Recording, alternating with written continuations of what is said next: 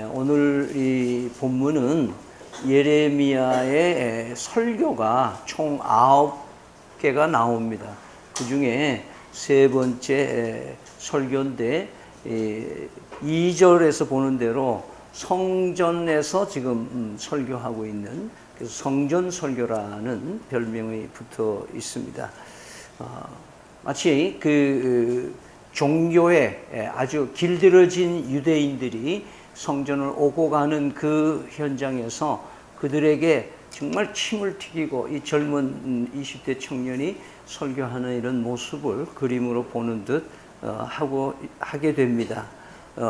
그래서 이 메시지에 크게 두 가지 부분으로 나눌 수가 있는데, 하나는 하나님의 임재를 상징하는 장소에 대한 얘기를 쭉 하게 됩니다. 그 다음에 이 장소를 더럽힌 그 원인이 뭐냐 하는 것을 알려주시고, 그 다음에 마지막으로 그 얼만큼 처참하게 그 결과를 벌어들이게 되는가에 대한 얘기를 하고 있는 것입니다. 그러면서 우리 2절을 한번 같이 읽어볼까요? 너는 여호와의 집 문에 서서 이 말을 선포하여 이르기를, 여호와께 예배하러 이 문으로 들어가는 유다 사람들아, 여호와의 말씀을 들으라. 자, 이 이야기 속에서요, 여호와의 성소에 대한 얘기들을 합니다. 2절에 보면 여호와 집이 나오고요, 3절에는 이곳에 살게 하리라, 7절에는 이곳에 살게 하리니, 10절에 이 집에 들어와, 11절에 이 집이 너의 눈에는 도둑의 소굴로, 12절에 내 이름을 둔 처소실로, 14절에 내 이름으로 일컫는 이 집. 그래서 하나님께서 택하신 유대인들에게 구별하여 준 어떤 공간에 대한 얘기를 하고 있습니다. 그래서 유대인들에게는 성전은 대단히 특별한 의미가 있는 것이죠. 크게 세 가지 의미가 있는데, 하나는 하나님의 임재에 대한 증표입니다. 여러분이 잘 아시는 대로 출애굽을 해서 모세 지도하에서 이 60만이라는 대민족이 이동을 하게 되는데요, 시내산에서 모세가 하나님의 신탁을 얻으러 시내산 위로 올라갔을 때 그 밑에 있는 사람들이 모세가 빠진, 즉 하나님의 계시가 빠진 채로 그들의 삶이, 심지어는 아론의 아이디어로 금송아지를 하나님으로 제사하는 그런 모습들을 보게 되죠. 그래서 하나님께서 십계명을 허락해 주시면서 거기서부터 성막 제도를 하나님이 주십니다. 그 성막은 이동식 성전, 텐트로 만들어진 것입니다. 여기에 하나님께서 임재하시는 그런 가시적인 하나님의 임재를 보게 하는 그런 시청각적인 교육을 이스라엘 민족들에게 허락해 주시는 것이 성전의 기원의 모습입니다. 두 번째는 이 성전의 의미 속에는 하나님을 만나는 곳입니다. 하나님이 엄격하게 말하면 하나님 만나 주시는 곳이 맞는 말이죠. 그래서 감히 우리 같은 죄인들이 하나님을 만날 수가 없는데, 하나님을 만날 수 있는 길을 하나님이 열어주신 겁니다. 그 길을 열어주시는 것은 속죄 일 하나만 보면은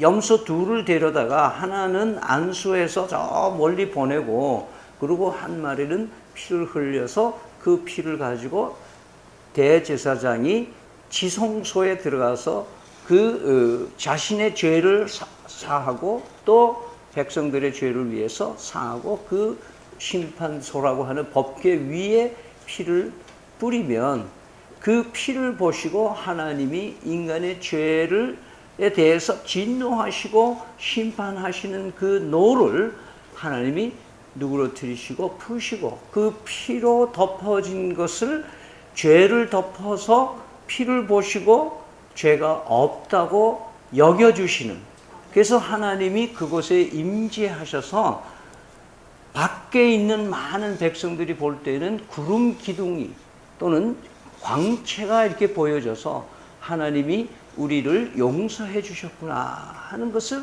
눈으로 보여주시고 용서의 보상으로 하나님이 함께 하신다고 하는 것을 보여주신 것이 바로 성소입니다. 그래서 피 없이는 죄 사함이 없고 피를 통해서만 되는데 그 당시 안수에서 피를 흘리는 이 짐승의 의미는 내 죄, 백성의 죄를 그 짐승에게 뒤집어 씌워서 그 짐승이 피를 흘림으로써 당분간 임시로, 왜냐하면 또 절기마다 또 제사를 지내야 되는 그런 반복된 행위 속에 하나님이 우리를 용서하시는 것을 훈련시키고 계셨다. 그래서 성전의 의미는 바로 하나님의 임재로서 보여주시는 것이기도 하지만 하나님이 우리와 함께 해주시는, 만나주시는 것이 바로 성전이었다라고 하는 것을 보게 됩니다. 세 번째로 이 성전의 의미는 말씀을 받는 것입니다. 그것에서 서기관과 제사장들의 그 하나님의 선포하는 말씀을 받아서 그 신탁을 가지고 또 한 해 동안 살고 또 한 개월 동안 살고 한 절기 동안 살아가는 그들의 삶의 패턴인 것이죠. 따라서 성전은 유대인들에게는 선택된 백성으로서 누리는 특혜이고 특권이었습니다. 또 어떤 의미에서는 유대인들의 자존심과 우월감을 불어넣어주는 하나의 센터였다고 볼 수가 있을 겁니다. 이제 예레미야서 후반부로 가고 이제 여러분들이 지금 원이어 바이블에서 에스겔서를 읽고 이제 쭉 뒤로 다니엘을 읽고 계속 나가면 이제 예루살렘이 성전이 완전히 파괴되는 날이 있습니다. 그때 이스라엘의 슬퍼하는 모습은 오늘 이 예레미야서를 통해서 계속 예고하시고 경고하시는 하나님의 말씀에 이 연결이 됩니다. 그러면서 오늘 본문에서는 이 성전을 더럽히고 도적의 소굴로 또 더 나아가서는 가증한 우상 숭배 센터화한 유대인들에게 아주 책망을 하시면서 그 죄값이 얼마나 크다 하는 것들을 경고하시는 말씀들이 조목조목 나와 있습니다. 4절에 보면은 너희는 이것이 여호와의 성전이라 여호와의 성전이라 여호와의 성전이라 3번 반복하면서 이건 완전히 너희들 거짓말이다 이거예요. 말로는 성전이다 성전이다 하면서 완전히 너희들 사기치는 것이다. 8절에서 10절을 우리 같이 읽어볼까요? 시작. 오라 너희가 무익한 거짓말을 의존하는도다. 너희가 도둑질을 하며 살인하며 간음하며 거짓 맹세하며 바알에게 분향하며 너희가 알지 못하는 다른 신들을 따르면서 내 이름으로 일컬음을 받는 이 집에 들어와서 내 앞에 서서 말하기를 우리가 구원을 얻었나이다 하느냐. 이는 이 모든 가증한 일을 행하려 함이라. 자, 온갖 못된 짓은 다 하고 하나님이 싫어하는 것을 다 하면서도 우리가 종교적인 행위를 하고 여기절기를 지키고 하니까 우리는 구원을 얻은 건 아니냐, 구원 받았다라고 그렇게 생각하면서 살아가는 그런 가증한 모습들을 봅니다. 17절 18절 또 읽을까요? 시작. 너는 그들이 유다 성읍들과 예루살렘 거리에서 행하는 일을 보지 못하느냐. 자식들은 나무를 줍고 아버지들은 불을 피우며 부녀들은 가루를 반죽하여 하늘의 여왕을 위하여 과자를 만들며 그들이 또 다른 신들에게 전제를 부음으로 나의 노를 일으키니라. 자, 여기서 보세요. 아버지, 아들, 부녀들 모두가 이 전제를 드린 이 가루 반죽을 해서 떡을 만들고 과자를 만들어서 다른 신들에게, 그것도 어디서? 성전에서. 그럼 뭐예요? 제사를 지낼 때는 뭐예요? 사람들이 직접 하는 건 없잖아요. 백성들이 직접 하는 거 없어. 다 제사장과 대제사장이 그냥 대리 중보해 주는 일들이에요.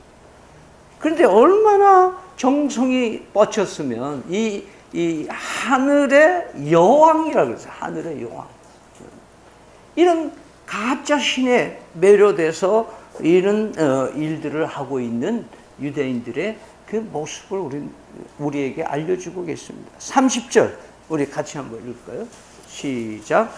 여호와께서 말씀하시되 유사 자손이 나의 눈앞에 악을 행하여 내 이름으로 일컬음을 받는 집에 그들의 가져간 것을 두어 집을 더럽혔으며 흰놈의 아들 골짜기에 도벳 사당을 건축하고 그들의 자녀들의 불을 살랐으니 내가 명령하지 아니하고 내 마음에 생각지도 아니하였다. 자, 이 유다 자손들이 하나님이 보고 계시는 데서 버젓이 하나님이 살피고 보고 계시는 그 눈앞에서 일컬음을 받는 집, 내 이름으로 일컫는 그 거룩한 성소, 그들이 가증한 것을 두어 집을 더럽혔다. 그러면서 도벳 사당을 건축하고 여기에 흰놈의 아들 골짜기라고 하는 것은 예루살렘 이 겟세마네 동산하고 사이에 보면은 계곡이 있어요. 그게 흰놈의 골짜기고 나중에 거기를 지옥을 상징으로 하고 있는데 제대로 이 장사를 지낼 수 없는 사람들, 또 범죄자들, 나환자들 이런 사람들을 시체를 그냥 갖다 버리는 곳이에요. 그러니까 얼마나 사람들이, 그리고 그 건너편에는 반드시 아름다운 그 묘소들이 다 있습니다. 지도자들과 돈 있는 사람들 그렇게 있는 그런 모습들을 이게 얘기를 하면서 얼마나 이 하나님의 땅을 더럽히고 있는 이스라엘의 이 유다의 모습을 얘기를 합니다. 자, 우리가 오늘 예레미야가 얘기해 주는 이 얘기만 봐도 야, 진짜 너무하다. 그런 생각이 들죠? 예. 그런데요, 오죽하면 하나님께서 예레미야에게 이렇게 얘기합니다. 16절 같이 한번 읽어요. 16절. 그런즉 너는 이 백성을 위하여 기도하지 말라. 그들을 위하여 부르짖어 구하지 말라. 내게 간구하지 말라. 내가 내게서 듣지 아니하리라. 예레미야가 중보를 하려고 막 백성을 위해서 간절히 기도하고 싶은데 뭐예요? 하나님은 하지 마라 이게. 하지 마라. 뭐하러 기도하라 뭐하러. 구제불능이다. 구제불능이다. 도저히 안 된다. 한 꼬라지 봐라. 경상도 말로 말하면. 이렇게까지 하나님의 집을 엉망으로 만들어버리는 핵심적인 죄악은 뭘까요? 오늘 예레미야 선지자 입을 통해서 하나님이 우리에게 주시는 것은 단 한마디로 불순종입니다. 불순종. 23절을 한번 같이 읽겠습니다. 23절. 오직 내가 이것을 그들에게 명령하여 이르기를 너희는 내 목소리를 들으라. 그리하면 나는 너희 하나님이 되겠고 너희는 내 백성이 되리라. 너희는 내가 명령한 모든 길로 걸어가라. 그리하면 복을 받으리라. 그 다음에 복을 받으리라. 그 다음에 중요한 건 뭐예요? 하였으나, 영어로는 but, 하였으나, 그렇게 내가 말을 하고 감격히 돌아오라 그러고 감격히 이 여호와가 예비한 그 길로 가라고 순종하라고 그렇게까지 얘기했지만 거기에 대한 보상으로 내가 복을 주겠다고 약속했건만, 그러면서 24절 이하에는 불순종의 얘기를 하는 거예요. 24절, 그들이 순종하지 아니하며 귀를 기울이지도 아니하고 자신들의 악한 마음의 꾀와 완악한 대로 행하여 그 등을 내게로 돌리고 그 얼굴을 향하지 아니하였다. 26절 같이 읽을까요? 시작. 너희가 나에게 순종하지 아니하며 귀를 기울이지 아니하고 목을 곧게 하여 너희 조상들보다 더 악을 행하였느니라. 27절. 내가 그들이 그 모든 말을 할지라도 그들이 내게 순종하지 아니할 것이요 내가 그들을 불러도 그들이 내게 대답하지 아니하리라. 28절. 너는 그들에게 말하기를 너희는 너희 하나님 여호와의 목소리를 순종하지 아니하며 교훈을 받지 아니하는 민족이라. 진실이 없어져 너희 입에서 끊어졌다 하니라. 불순종이야. 순종하지 않는 거야. 엄중한 심판이 불순종에 따른다고 그렇게 많이 얘기했는데도 불구하고 그 경고와 그 책망을 무시하는, 하나님 말씀을 우습게 여기는, 성경책을 휴지마도 못하게 여기는, 그렇게 성경을 읽으라고 해도 성경에 관계없이 살아가는 많은 종교인들, 경고를 무시하고 오히려 거짓말에 하나님의 진실을 따르지 아니하고 오히려 거짓말에 의존하는 유대인들의 모습을 오늘 하나님은 예레미야 입술을 통해서 성전에 드나드는, 종교에 익숙하고 종교에 길들어진 유대인들을 향해서 겉과 속이 같아야 된다고 하는 말씀을 하고 계시는 겁니다. 여러분, 거짓말에 매료됐던 역사가 하나 있는데요. 여러분이 잘 아시는 타이타닉호, 여러분 잘 알죠?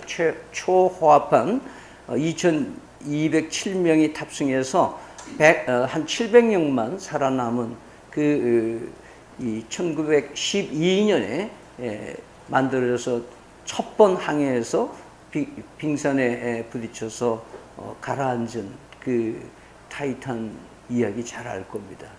그 당시 신문 광고를 통해서 이 타이탄이 얼마나 안전하다는 걸 이렇게 얘기했다는 거예요. 이 세상은 가라앉아도 타이타닉호는 가라앉지 않는다. 그게 신문에 이 승객들을 끌어모으기 위한 거짓 선전, 과대 광고가 그렇게 실린 거예요. 사람들은 그런 과대 광고에 속는 거예요. 요즘에는 돈 좀 벌게 해준다, 뭐 조금 이자 많이 준다, 뭐 이렇게 하면 뭐 어떻게 한다, 이런 데 속아가지고 사기당하는 사람들이 대부분이에요. 거짓말. 이스라엘 이 유대인들의 오늘 말씀 속에도 그러잖아요. 성전이라 성전이라 성전하여 성전으로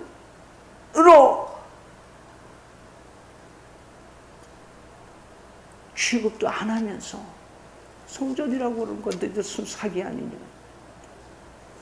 두 번째로 여러분들이 그 경고를 하지만 그 경고를 무시한 사건은 너무 잘 아는 히로시마 원폭 이야기입니다. 사실은 기록에 의하면은 일본 열도의 핵 공격 예고를 해줬다 그럽니다. 그래서 1945년 8월 6일 날 일본의 주요 도시, 그 핵 공격을 할 도시들에게 삐라를 뿌렸다는 거예요. 일본 말로. 그래서 그거를 이 미국은 인간이 고안한 가장 파괴적인 폭탄을 보유하고 있다. 원자탄 한 발은 B-29 폭격기 2000대의 위력을 갖고 있다. 모든 것을 파괴하기 전에 당신들의 황제에게 전쟁을 끝내달라고 요청하라. 그렇게 경고를 하고 빨리 피신하라고 경고했다는 그 자료가 발표가 된 적이 있습니다. 그 경고를 무시하고 그 자리에서 그냥 무슨 재난이 있을까? 뭐 그게 핵폭탄이 얼마나 그 위력이 있다고. 그 뭐 그냥 건물 하나 망가지면 말겠지. 그런 폭격 정도로 생각했을 거예요. 오늘 하나님께서는 그 시대마다 하나님께서 그 시대에 필요한 경고와 그리고 거짓에 팔려나가는 많은 신앙인들을 향해서 메시지를 주고 계신다는 것을 잊지 마시기 바랍니다. 그래서 하나님께서는 말씀을 우습게 여기고 불순종하면서 종교적인 행위로 복을 받거나 재난을 면할 수 있다고 하는 거짓 메시지에 속지 말라고 하시는 겁니다. 그리고 이런 거짓 말씀은 순종은 부분적으로 하는 척 해도 되고 그냥 겉만 멋있고 아주 경건한 모습만 있어도 된다라고 착각하게 만들어요. 내 속은 그냥 더러운 채로 한 번도 하나님 앞에 진솔하게 내 속을 내놓지 못하고 하나님 앞에 정말 내 속에 지저분하고 더러운 것을 내어놓지 못하면서 누적되어가는 우리 죄인의 모습을 오늘 하나님은 말씀을 통해서 일깨워 주시는 것을 잊지 마시기 바랍니다. 여러분이 잘 아는 대로 사울 왕이 삐뚤어지기 시작하는 것은 그렇게 잘생기고 멋있고 그렇게 리더십이 있고 겸손한 사울 왕이 삐뚤어지기 시작한 것이 뭡니까? 사무엘을 기다려서 제사를 지내는 것을 기다려야 되는데 어떻게 했어요? 기다리지 못하고 자기가 왕이 월권을 해서 사무엘이 해야 할 일을 자기가 해버린 거예요. 그때 사무엘이 와서 한 유명한 얘기가 이렇습니다. 사무엘이 이르되 여호와께서 번제와 다른 제사를 그의 목소리를 청종하는 것을 좋아하심같이 좋아하시겠나이까? 사울이 왕으로서 제물을 바치고 이런 것을 하나님이 좋아했을 거냐 그 말이에요. 그러면서 이런 짧은 메시지를 줍니다. 순종이 제사보다 낫고 듣는 것이 수양의 기름보다 나으니. 하나님의 말씀은 더디다고 할 때라도 그것을 범하면 안 된다. 하지 말라면 안 하면 되는 거예요. 기다리는 거. 여러분, 훈련된 개를 뭐로 알 수 있느냐? 먹이를 갖다 주면 금방 덥석 물거나 또는 눈치 보다가 물거나 그런 건 다 훈련된 개가 아니에요. 훈련된 개는 맛있는 먹이를 앞에 놔둬도 꼼짝 안 하는 거예요. 언제까지? 주인이 먹으라고 할 때까지. 하나님의 말씀이 떨어지기 전에는 행동하지 않고 하나님의 말씀이 아닌 것에 충성하고 순종하는 일은 하지 말라고 하시는 겁니다. 오늘 23절 다시 한번 읽겠습니다. 시작. 오직 내가 이것을 그들에게 명령하여 이르기를 너희는 내 목소리를 들으라. 그러면 나는 너희 하나님이 되겠고 너희는 내 백성이 되리라. 너희는 내가 명령한 모든 길로 걸으라. 그리하면 복을 받으리라. 하였으나는 뺍시다. 예? 복을 받으라. 그대로 살길 바랍니다. 오늘 이 말씀을 우리가 적용을 해봅시다. 우리는 믿음찬 교회에 출석할 수 있다는 것에 감사를 합니다. 우리 매주 오시는 여러분들을 보면 참 반갑기도 하고 고마울 수가 없습니다. 그렇게 멀리서 그렇게 날씨와 관계없이 꾸준히 출석하는 모습 보면 제가 참 감사합니다. 그래서 목사들이 잘못 인사하는 것 중에 하나가 교인들을 만나면 감사합니다 하는 거예요. 근데 사실은 교인들이 감사합니다 해야 되겠죠? 그렇죠? 네. 근데 정말 귀해요. 제가 감사해요. 정말 여러분들 어떤 분들은 보면 다음 주에 형과 나오겠나 그런데 또 나오셔. 감사한 거예요. 그런데 이곳에 와 있다고 해서 교회가 나의 그늘이 되어지거나 교회가 우리의 목마름을 해결해 주지는 못합니다. 누가 해줍니까? 하나님 예수 그리스도만이 해줄 수 있는 부분들이에요. 우리가 예배 순서에 저희 교회는 일어서는 것도 있고 앉는 것도 있고 또 뭐 광고도 있고 또 헌금하는 순서도 있고 기도하는 순서도 있고 찬송 부르는 수도 있고 특성 부분도 있고 어떨 때 처음 오신 분들은 이거 뭐 일어서야 되나 앉아야 되나 복잡한 오늘같이 주보가 없으면 또 처음 오신 분들한테는 좀 삭갈릴 수 있을 거예요. 저희들은 또 우리 예배가 너무 익숙해지면은 안 될 것 같아서 한 달에 한 번 정도는 주보의 순서들을 조금씩 바꾸고 있는 그런 상황입니다. 여러분 이렇게 길들여지고 이렇게 이 순서 잘하고 찬송 잘 부르고 헌금 제대로 내고 뭐 이렇게 한다고 해서 하나님이 우리에게 임재하시느냐 이거예요. 그런 건 아니다는 거예요. 유대인들이 얼마나 종교적으로 잘했으면 절기마다 지키고 성전을 드나들었겠어요. 그래서 그 구약 성경에는 그런 구절이 있어요. 너희들은 성전 뜰만 밟고 다닌다. 그런 얘기. 오늘 우리는 속과 겉이 다르게 사는 것이 불순종이라는 것을 잊지 마시기 바랍니다. 부분적인 회개는 참된 회개가 아니고 하나님의 임재를 체험할 수가 없는 것입니다. 내 속사람 가운데 온갖 잡세가 날아들고 있고 온갖 잡신이 내 속에 거하고 있고 온갖 음욕과 탐욕으로 가득 차 있으면서 종교적인 행위만 하면, 그렇게 세월을 보낸다면 우리는 불행한 사람이 되고 말 것입니다. 차라리 안 믿는 것이 더 좋을, 교회를 안 나오는 것이 더 선할 수도 있을지도 모르겠어요.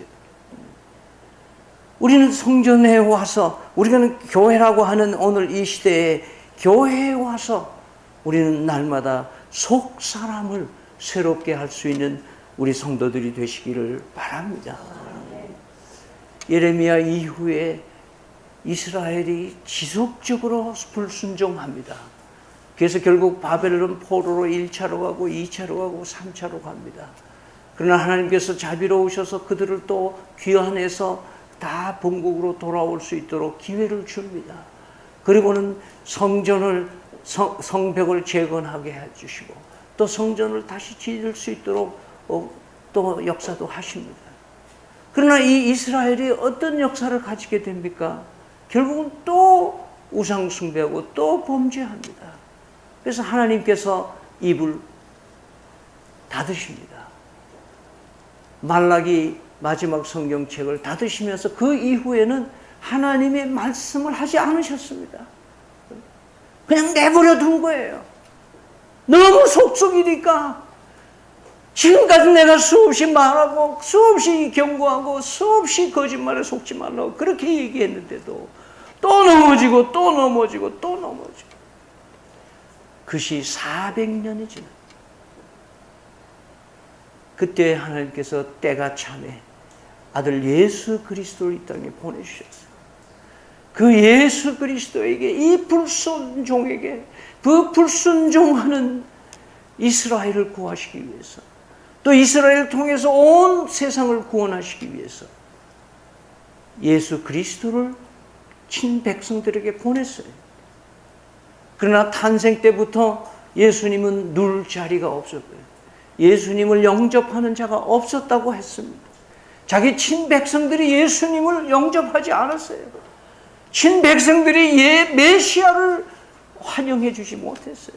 오히려 성 밖에 내몰아서 십자가에 못 박혀서 빨래 걸어두듯이 6시간 동안 피 흘리며 진액을 쏟으시도록 인간의 모든 죄와 허물을 담당하게 주시고 대신 죽으시고 3일 만에 부활하신 그 예수님.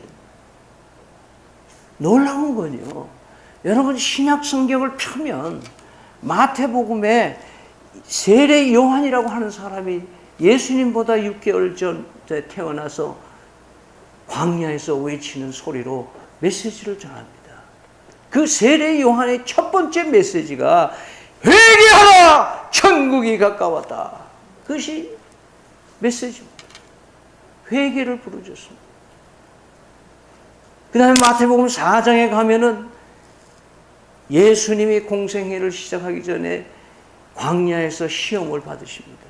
그 시험을 말씀으로 이기시고 나서 예수님이 첫 번 입을 띄고 메시지를 전합니다.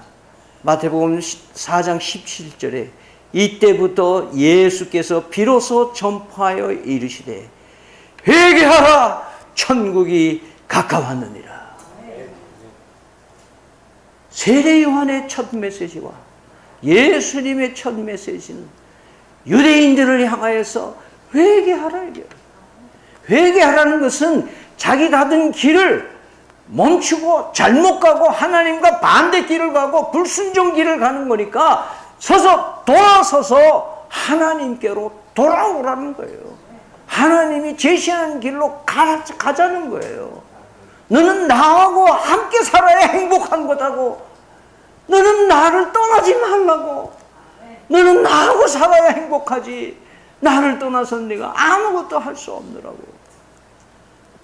오늘 이 순종의 길을 하나님은 회개하는, 우리는 불순종의 길을 회개하고 방향을 틀어서 하나님 앞에 순종하는, 100% 순종하는, 그래서 겉과 속이 동일한 신선한 성실하고 진실된 성도들이 되어서 이 마지막 때에 크게 쓰임받는 우리 믿음찬 성도들이 다 되시기를 축복합니다. 아멘.